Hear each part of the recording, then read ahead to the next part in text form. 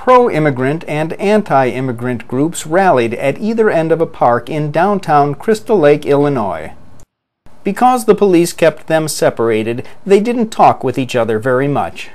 But we talked with both sides and found that although there was a lot they disagreed about, many on both sides agreed on one thing: that powerful interests liked the low-wage labor that illegal immigrants provided. Let me start with a little feeling I have about this. Never in the history of mankind has a civilized country ever seen an immigration invasion, illegal immigration invasion like this, ever. Okay, the country simply can't stand like this. The bilingual education is costing us billions and billions of dollars. It's dumbing down all the students.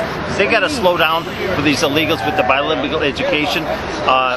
The illegals in our jail cells, the illegals that are flooding our hospital emergency rooms, getting free medical care, just walking away.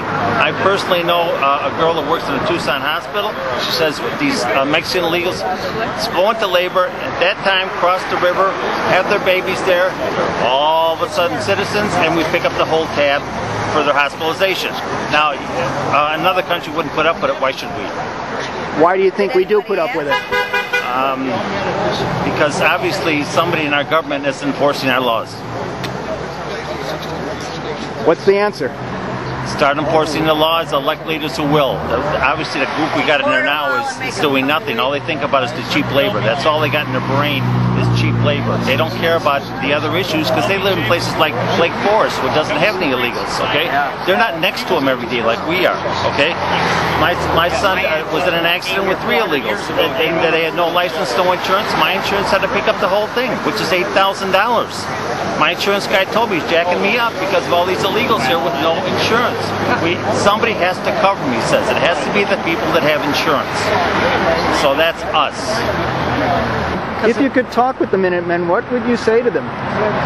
I would say that I agree with and sympathize with a lot of the things that they say that they believe in.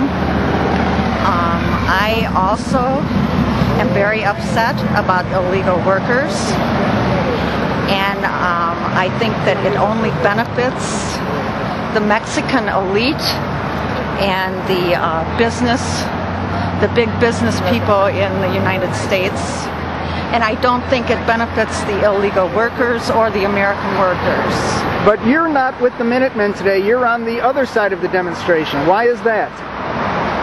The reason is because I don't agree with their tactics. I don't think they should focus their anger on the powerless people that are just trying to feed their families. If they were in the same situation, they would do the same thing as the people that are coming into our country. You know, so they need to focus it on who's responsible, their anger on who's responsible, on the corporations, on business people. It's the employers that should be thrown in jail for 5 years. No, none of these fines, you know, they're nothing to these people. Fines mean nothing to them.